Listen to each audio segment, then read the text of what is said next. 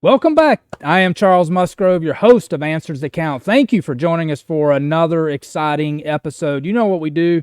We try to answer the questions that you have about running your business, about interesting things that you may have questions about. We're going to try to get you some answers, and today is no exception to that.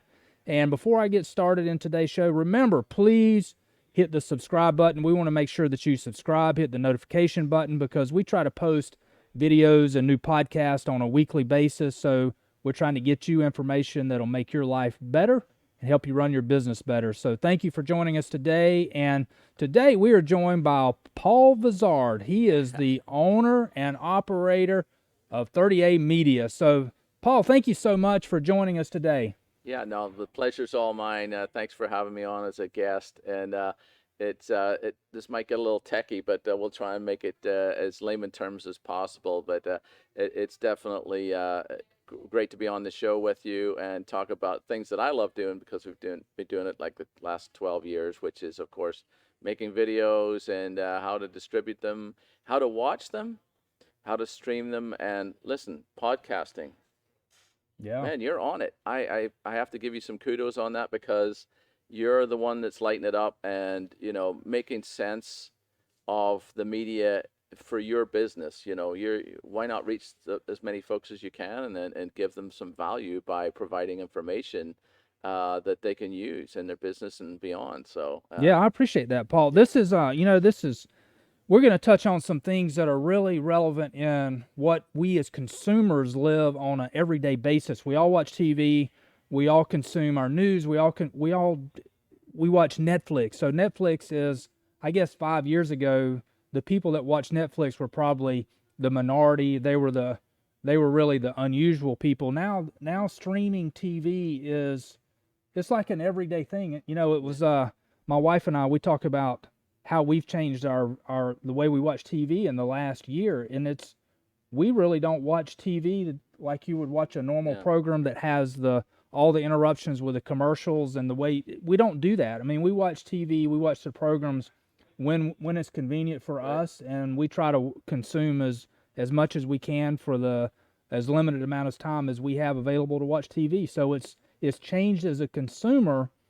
So if it's changing as a consumer, let's back up to what it's doing to the business model as Mm, well, because that affects businesses on how they advertise, how they get their promotions out. Because if the consumers are trying to watch fewer commercials and there's fewer commercials mm, out there, then that has to be paid for in some way. The consumers either paying that for their subscription, or how does the business advertise in that new medium? So there's a lot of questions there. Like, yeah. give us some stats on how this thing's working.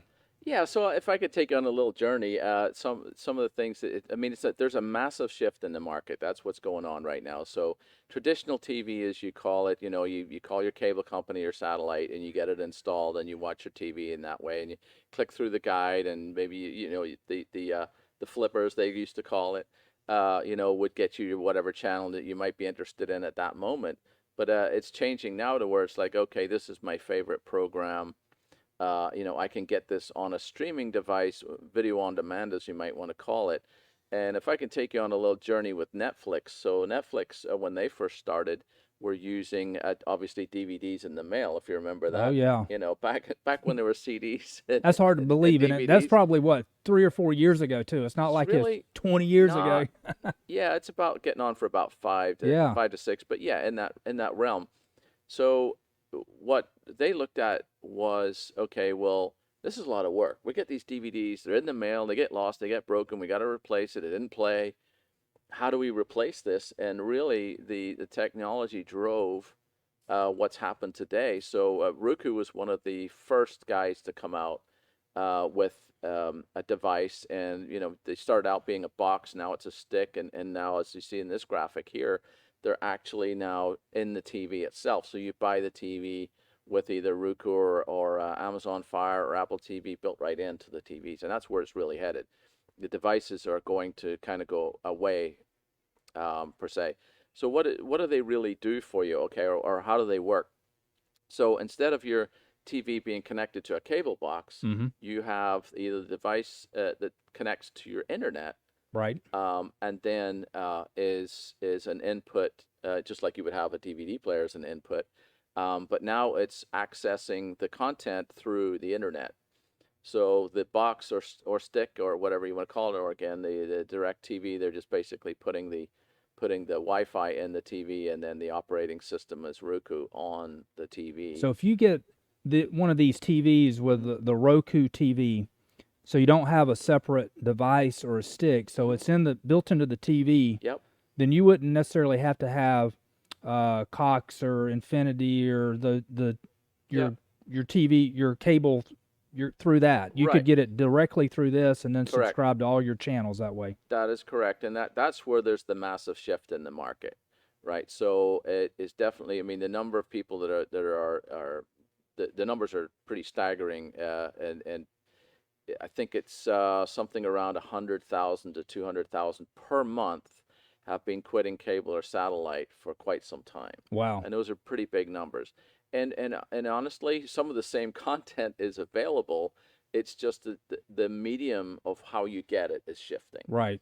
So, the cable companies have been scrambling, and a couple of them have actually figured it out and have either come out with their own things, like Sling, for example, is owned by DirecTV, and Pluto TV, which is a bunch of channels available for free. They're ad supported, just like regular TV. They've got about 200 channels, and they just got bought by Viacom CBS. So So Pluto there's would be like a network, right. and then you've got a bunch of channels on that. Correct. Yeah, movies. Just like literally when you click the remote for Pluto TV, you will see the channels come up just as though it was its own cable network. Hmm. But now you can put 200 of those on there. I mean, if you'd ever consume that amount of content, but I kind of look at it sometimes as a bit of a toolkit. So it's like, okay, I got my favorite show over here. Well, I kind of probably have to go get this app that's probably free. Some may be subscription, like Netflix or whatever. And now those stats are starting to emerge to where there's people having multiple subscriptions, but if you look at your cable bill, what it used to be was, maybe $50 a month. I know when we quit DirecTV, which is probably 4 years, 5 years ago, the bill was 180 a month Oh or yeah. 150 a month. So I'm like, Yeah. well, we're just not paying that anymore. I'm Right. sorry, I'm just not doing it. So when I can put my TV together here, the smart TV or the Roku box or the stick, buy Amazon Fire is one of the most popular ones as well. The stick is $30 one time fee. You've got the internet anyway in your house, so you're going to continue paying that through your MediaCom or your Cox or your Comcast. And then now you've got these choices on what you can watch what your channels on, your channels and or programming. So what's the difference in Amazon Fire and Prime? Both of those are Amazon related, right? Yeah, so they're kind of slightly two different ways to access the content. So the Amazon Fire is the device that you would watch Amazon Prime onto. Okay. And the same with the TV. If you get an Amazon TV now, they're coming out with those, the TCLs and the LGs, and Samsung are starting to put in some Fire TVs. But that's what the remote looks like just there behind us, and that's what the box used to kind of look like, Right. with it.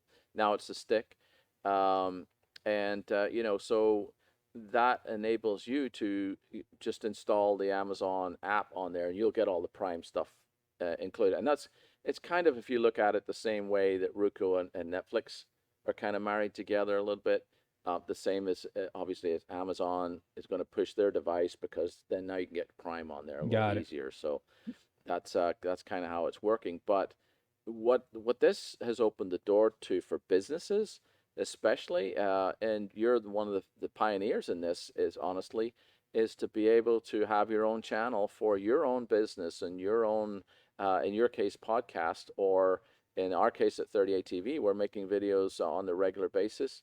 And uploading them to our channel, but it also enables that channel to be taken and now distributed into these sources. So you become your own Hulu, you become your own, Pluto, if you will. Right. That's super important for your branding and for, reaching an audience that you maybe didn't have before. Because if you look at some of the numbers on Roku and Fire TV, it's approaching up in there into the 200 million now. Yeah, the numbers on that are just phenomenal, and really like we're doing, we have our own channel, the Answers That Count channel. So all of the videos that all the podcasts that we've created are running on that channel. So Hmm. the eyeballs that see that are just it's amazing what the potential is on that. And it's, if you look at what people are used to looking at is the views that they see on their YouTube channel. Well, what they see on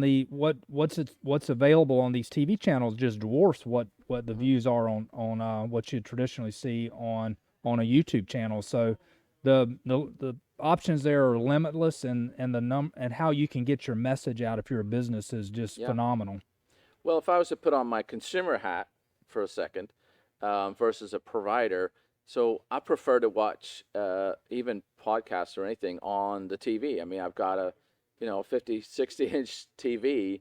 A lot of people are consuming stuff on their phone, obviously, but I really want to, if there's something coming up on the content wise that I'm interested in, I really want to transfer it to the TV anyway. Yeah. So I'm going to start looking for those things in my Roku and Fire TV, just beyond the internet and YouTube or wherever. Yeah, and So it's funny you say that. It's you're way ahead of me as far as your how you view that. But I take my iPad and I will find stuff on through my iPad and just move it up to the TV. So yeah, share it with the TV device. So I'm probably a step behind in where I'm going to be a yeah, few months from now on how I watch TV. But yeah, it's the same thing. Instead of watching it on your iPad or your phone, hmm, it's so easy just to transfer that up sure. to the new smart TVs and watch them there. Well, see, there's kudos to you again because you're actually ahead of the curve. Because at the end of the day, what's going to happen is these devices are going to disappear, and a lot of, like, the young kids, as we call them, especially at my age, the younger generation are actually, they are just casting it to their TV. They're not going to ever get cable, traditionally, Right. and haven't been for some time. Especially if anybody under 30, there's not a chance, and they're going to cast it from their phone to the TV as well. So yeah, I mean, the operating system will be there to turn it on, and maybe after that, that'll be about it. They'll go to, whatever their favorite outlet is to get the content on, and then go from there. Yeah. So you could even, if you have a good data plan on your cell phone, you could even bypass the getting internet in and rely Hmm. on the cell service. Now you're going to eat up a bunch of data doing that, but Yeah, that's the way to go too. So you could go straight from your phone to your yeah. smart TV. Oh, there's a lot of folks doing it, and in fact, we, sometimes when we're trying to find a football game, I'll go search, and I'll find if it's being a Niners fan, right? So sometimes I can get a San Francisco NBC channel locally from San Francisco and watch it there instead of having to go to a Sunday Ticket or whatever, and It's a lot cheaper, just right? it's it those feeds are out there. I mean, your feed is out there, and is searchable for it to be played onto your device, very easily. So you're just going to reach more folks, and Yeah. and again, as a consumer, I want that choice, and I certainly want to be as frugal as I can be as well. And what's the Sunday, and it not, by the way, not that these are being pirated at any means, because that is, if you're watching it Yeah. in San Francisco, that is the NBC channel in that area, and you're going to see the ads, and therefore you're supporting that channel. So it's not like you're, this is a pirate thing, which, there's that. Of course, there's pirating out there, just like any other. There was pirated DVDs and everything. Right. It's not that a lot of this stuff changes. It's just how How you do you it. get it and how you access Exactly. it. We saw, and I'm assuming that your traditional companies like a CBS or NBC, they have ownership of the content, so that's where they're going to be able to get their money. So even though they may not be able to get the traditional subscription from the Cox or whatever Hmm. the TV outlet is, they own that content. So now they just share it or sell it or rent it to a Netflix or whatever Hmm. network that's available out there that we're watching on demand. Yeah, I mean, one of the bigger ones out there is Hulu, and obviously they've had some kind of agreement, to have whatever channels it is in whatever outlet, and that's the same. Sling's another one, and Philo is another. And typically there's somebody that's come from that world, from the cable world, and is saying, "Hey, this is the writing on the wall. This is where it's all changing to. We'd better get on it and either do it ourselves or buy one." Yeah. So You know. so if you're the consumer, if you're going to buy a new TV, Hmm. then how much attention are you going to pay to the operating system? Like you said, there's Roku TVs out there now. So I know Yeah. that the brand is not a Roku, it's a Samsung or whatever, and Right. then has an operating system of Roku. So, Sure. And so if you look at it like your phone, mhm. okay? So when you have your phone, you have the choice of putting apps on there that access you to whatever. Some are games, some are better maps like Waze, things like that. So those are apps that are available onto your phone. So think of it the same way for your TV. So you can search for an app that, and again, this is where I get back to the toolkit thing. It's like, okay, I'm trying to access this programming here, so I want to go find that somewhere. Okay, Hmm. and then you end up with it. Maybe it is Hulu, maybe it is Prime or Amazon or Apple and so on. So you can gather that little toolkit of apps together and choose how you want to consume the content. So what is you made the comment earlier that what your cost was under traditional cable was Hmm. approaching $200, and you're not spending anywhere near that now, and you got a lot more Hmm. variety of tools that are in your toolkit. So what would the consumer expect to spend to be kind of at an equal basis that they were with a traditional TV? So if $200 is the bar, is it $100 or Yeah. less? So I would put that. So I'm going to hedge my bets a little bit here Okay. because it does depend on what your favorite program is, and at some point or other, that might be on CBS All Access, which is $10 a month, and then typically you could probably end up with maybe 4 or 5 different subscriptions, but most of the time. Again, unless you're looking at something like YouTube TV, which is up there in $75 a month now, and I'm not paying that. There's not a chance. Why Uh, is why is YouTube isn't YouTube free if it, or not? I mean, what is not YouTube TV. YouTube TV? So Okay. it's got your CBSs and your NBCs in there. Okay. So YouTube itself, the actual website does not have that. Okay. That's user provided content, no matter who that is. So why is Uh, YouTube TV that expensive? well, because they're having to shell out to the CBSs and the NBCs of the Okay. world. So So they've got again, more it's under their just the umbrella. change. It's the same thing as being a cable company now. YouTube figured it. Oh, They figured out they're getting caught in and basically getting eaten up with all these fees for, okay, well, you can have CBS on there, but we're going to charge you X amount, right. X per subscriber Which and that's so the on. same model as It's before. exactly the same model. Exactly. It's just how people are streaming TV instead of, doing it through cable. Right. So yeah, I mean, I think the average person is probably going to end up with four or five, maybe subscription wise. I think that's where I'm at right now. But if you look at that being say $8 to $10 a piece, a couple ones that I'm subscribed to are $5 a month ish. So all the TV I'd ever want to watch is probably in under the $40 a month mark. Interesting. You Yeah. know, So some of those are what is Netflix now? It's $13. 13. Yeah. So if you're Prime is 9. So right, so if you're between I don't know 8 $9 to $20 right. on the top side, so Yep. that gives you kind Gives of you a some point of range. reference. Yeah, it gives you some range, and it's like obviously you're paying for the internet anyway, so you'd have to watch your speed on there, so that you're not getting buffering and getting frustrated because things are just hourglassing, as we call it, Right. to where you're just sitting there watching a wheel spin instead of actually watching the TV. So, some of the phone systems there get, their speeds are a little lower than the actual cable, so Yep. Exactly. you do end up, having the internet speeds that you want. I'm a giant consumer of both ends, so I've got the ultra plan, which is, I want speed kills, as they Oh say, but yeah. I want that speed no matter what. So So what is the future of 30A media TV? So where is it going? yeah, so we're really trying to be our own little Hulu. So we're working with partners that have content that want it to be distributed in further places than just maybe their YouTube channel or wherever. And so we're putting content together that we hope people would like to see. Obviously the 30A area for one. Been doing that for 12 years now.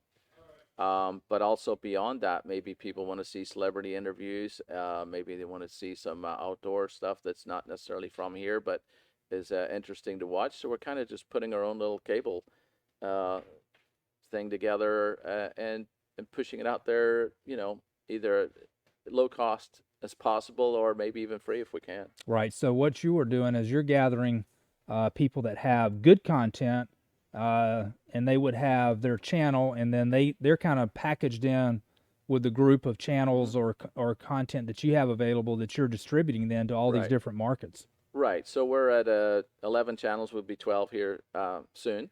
And on top of that, then we're looking to add, movies, things like that, as well as we license with the independent guys.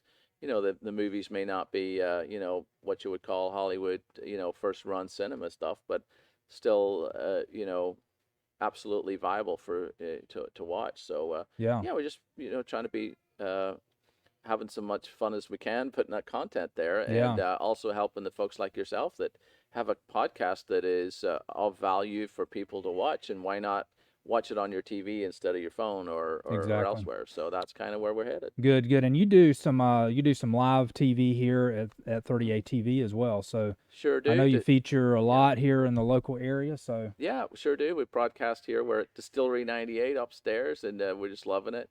And it's just turning into like a real chill place to actually hang out. And hey, somebody's got a TV show idea. Well, come talk to us about it. There's a little bit of learning process that goes along with that to figure out how to do a TV show. But that's what we're here for. good. I appreciate working with you. And man, I tell you what, this is exciting stuff. Just from both from a business standpoint on how you can get your content and your message out to a lot more people, and also just from a consumer, just from the guy that watches TV. I think it's interesting and exciting to see the changes that we've already experienced and what's going to happen, how that projects out into the future. Yeah, absolutely. And listen, if you're watching this, on Facebook or YouTube or anywhere, post some comments and some questions below. We're happy to answer them. Answers that count. That's what they are. Excuse me, Oh yeah. getting the wind up here.